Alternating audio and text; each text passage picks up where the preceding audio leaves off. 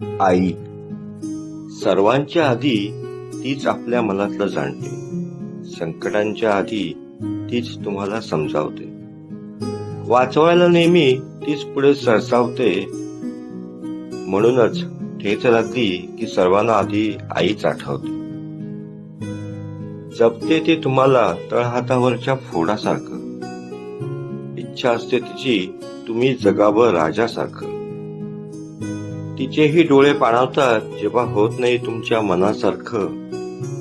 म्हणूनच करू नका कधीही आईला स्वतःपासून पारखं. ती राब राब राबते फक्त तुमच्यासाठी. एकटी तीच उभी राहते नेहमी तुमच्या पाठीने. झटत असते ती फक्त तुमची स्वप्ने पूर्ण करण्यासाठी. म्हणूनच ताजा भात तुमच्या ताटात आणि शिळा ठेवते